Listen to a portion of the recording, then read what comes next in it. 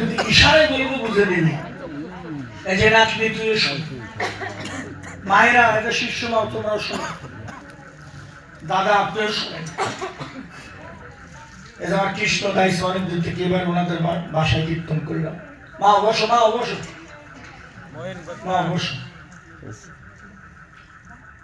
এই যে আমার কুমারী মেয়েরা, আমার মায়েরা, আমার দিদি ভাইয়ের মতো সব বসে আছো তোমরা, একটা কথা বলি বাবা, মা তোরা যদি বাম হাত দিয়ে ফুলো ঠাকুরের দিস, বাম হাত, ডান হাতও লাগবে না। যাদের বিয়ে হয়নি তোরা যদি বাম হস্ত দিয়ে ফুলো ঠাকুরের দিস, আমি দুলাল মোহন দাসকে রূপের আসলে মা কালী সাক্ষী রেখে, ভোলানাথ বাবার সাক্ষী রেখে, রাধা মাধব সাক্ষী রেখে বললাম তোদের ফুল ঠাকুর গ্রহণ করবে। আর আমি দুলাল মহন্ত যদি 14 বার মন্ত্র পাঠ করি, 14 বার গঙ্গা জল গায়ের মধ্যে দিই, আমার পূজা ঠাকুর গ্রহণ করবে না, ওটা আমি আগে থেকেই জানি। কারণ বলতে পারবেন কারণ দাদা, ওদের বিয়ে হয়নি, ওদের ফুল ঠাকুর নেবে, আমাদের বিয়ে হয়েছে, আমাদের পুষ্প ঠাকুর নেবে না, নেবে না। তার কারণ ইশারায় বলছে বুঝে নেন। কারণ আমাদের যে 16 আনা ছিল, আমাদের কিন্তু 16 আনা ঠিক নাই বাবা। ইশারাই করলাম বুঝে নাও বাবা, সব কথা প্রকাশে বলা যাবে না, কিন্তু ওরা কিন্তু এখনো পূর্ণ। আর একটা কথা বলি, পূর্ণ থাকতেই পূর্ণের কাছে যেতে হয়। বাবারা বুঝাইতে পারছি বাবা, ইশারাই বললাম, সব কথা প্রকাশে বলা যাবে না, ওরা কিন্তু এখনো পূর্ণ। মা সবসময় একটা কথা মনে রাখবেন দিদি মনেরা, যে ফুলে ভ্রমর বসেনি ওই ফুলটা গোবিন্দ সেবায় লাগে। বুঝে নাও কি কইছি। আর যে ফুলে ভ্রমর বসে ওই ফুলটা এঁটো হয়ে যায়, ওই ফুল আর গোবিন্দ সেবায় লাগে। আমার মনে হয় এর সাইতে আর বেশি বলার দরকার নেই। এখন বুঝলে বুঝো, না বুঝলে বুঝো বাবা, নাকি বাবা? যে ফুলে ভ্রমর বসেনি, যে ফুল এঁটো হয়নি, ভগবান বলেছিলেন আরো আমি ভগবান সেই বস্তু সেবা করি, সেই বস্তু আস্বাদন করি যাহা কোনোদিন নিবেদন হয়নি, যে বস্তু কোনোদিন এঁটো হয়নি। মা আচ্ছা, গুরু প্রণাম মন্ত্র জানেন না? কেন তোরা পারিস না? পারিস? গুরু প্রণাম মন্ত্র পারিস না? পারে না। পারিস তো অখণ্ড মন্ডলা গান, এটা পারিস না?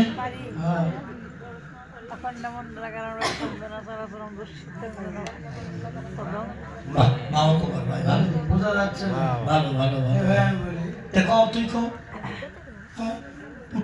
কন্ডলাকারং ব্যাপ্তং জনচরাচরং তৎপদং দর্শিতং তস্মৈ শ্রীগুরুবে নমঃ। খুব ভালো বেশ মন্ত্র, ভালোই তোমার ভাই সালাকের বেশি অকেশি গুরু প্রণাম মন্ত্র ঘরে ধরছে ঠিকই, কোন জায়গা থেকে ধরছে? মন্ডলা কারণ ওই জায়গা থেকে ধরছে। আচ্ছা, প্রথম যে একটা শব্দ আছে কি, এবার বুঝে নাও। সারাদিন কীর্তন শোনা লাগে, দুলাল মহন্তের একটা কথার ওজন 1 কোটি টাকা। এই 24 ঘন্টা কীর্তনে যা, আমার এই একটা কথার মধ্যে তাই। এর একদিন 24 ঘন্টা যে কীর্তন শুনে 24 ঘন্টা কীর্তনে 1 পাল্লা দেবেন, আমার এই একটা কথা 1 পাল্লা দেবেন, তাহলে এই একটা কথার ওজন হবে না। একটা কথার সময় 24 ঘন্টা কীর্তনের ওজন হবে না। শব্দটা কি? অখণ্ড। এবার বুঝে নেন, তার মানে অখণ্ড, তার মানে খণ্ড নহে। ঠিক আছে দাদা? আপনি তোমার আত্মার মানুষ, ভালোবাসা মানুষ, আপনার ছেলে মেয়ে কয়টা?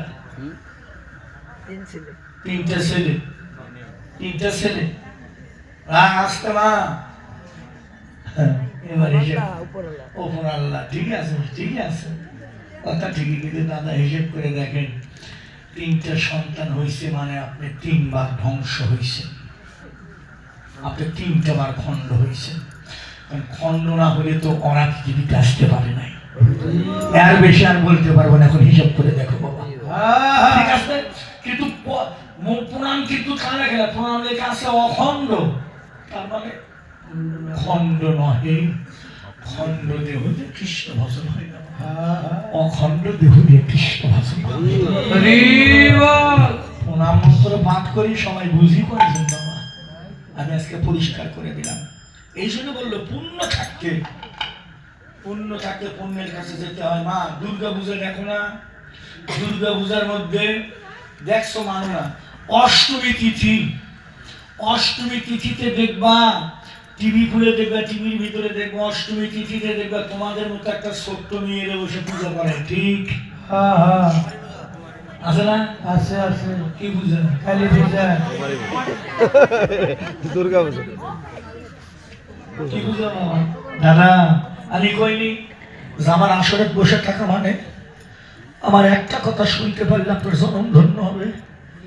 সারা জনম কিন্তু পূজা করে, টিভিতে তোমরাও দেখেছো, কিন্তু ওই পূজার মূল তত্ত্ব কিন্তু জানো না। কি পূজাটা? কুমারী পূজা। ভালো করে শুনে রাখ মা, দাদা, এই কুমারী পূজা, এই পূজা করে এটাকে কাটতাই নেব তো বলে, এই পূজা করে তারপরে গোপিকারা রাসে গিয়ে তারপরে ভগবান পাইছে, তার আগে পাইনি। এই পূজা করার পরে গিয়ে তারা ভগবান পাইছে। বা আমি কামাখ্যা নিজে গেছি, যেখানে জাদুর দেশ, ওখানে গেছি, মানে নদী পার হওয়া যাবে না, নদী পার হলে আসতে পারবে না, আমি এই পার থেকে আসছি, যেটা কামাখ্যা মন্দির। এরকম কত মেয়েরা বসে থেকে তাদের পুজো দিচ্ছে, হয়তো ছোট মানুষ তার বোঝে না, ওরা খালি হাসিচ্ছে। আর সাধুগুরু বৈষ্ণব হাজার হাজার সাধু খালি ধুলায় বরাবরি কে দেখেছে? আমি সচক্ষে দেখছি কুমারী পুজো। যখন দুর্গা দেবীকে 51 খণ্ড করলো, কত খণ্ড করলো? ওই যে কলঙ্ক গাইলো, আর বোনেরা কলঙ্ক গাইলো না, দিদি তোমার স্বামী একটা পাগল, গাঁজা মদ খায়, শ্মশানে মশানে থাকে, স্বামীর কলঙ্ক তো সইতে পারে না। দুর্গা দেবী মারা গেল, এটা শিব যখন শুনলো, তখন দুর্গাকে কাটতে কাটতে কাটতে কাটতে খড়গ দিয়ে 51টা খণ্ড করলো। 51টা খণ্ডের মধ্যে আমাদের বাংলাদেশে পড়ছে 2টো খণ্ড, 2টা পড়ছে বাংলাদেশে, একটা আমাদের বগুড়েশের দুর্মা ভবানী, আর একটা পড়ছে চন্দ্রনা। এই 2 জায়গাতে 2টো খণ্ড পড়ছে, আর 49টি খণ্ড পড়লো ভারতে। সেই ভারতে যে জায়গা পড়লো, এই কামাখ্যা যেটা, ওই জায়গাতে ক্ষমা চাই, কেউ যেন অন্য কিছু মনে করে না, ওই জায়গাতে পড়ছিল মাতৃদ্বার। মা ওখানে পড়েছিল মাতৃদ্বার। আজও পর্যন্ত দাদা, আমি একবার ভাগ্যে জুটেছে, আজও পর্যন্ত বাবা মা সবাই শুনেছেন, হয়তো জীবনে আর দেখাও হবে না, করতে পারবে না, বলে গেলে শিষ্য মা বাবা তোমরাও শোনো, আজও পর্যন্ত আষাঢ় মাস আসে না, আমাবতী কি কয়, আমাবতী কয় না, ওই 7 দিন বৃষ্টি হয়ে যায়, আমার আষাঢ় মাস 1 থেকে 7 পর্যন্ত, ওই 2.5 দিন বিশাল বড় লোহার গেট। ভারতে জাগ্রত মন্দির থাকলে একটা মন্দির সব চোখে দেখছি আমি, সেটা কামাখ্যা মন্দির। বিশাল বড় লোহার দরজা বাবা, একাই লাগে, একাই খুলে যায়।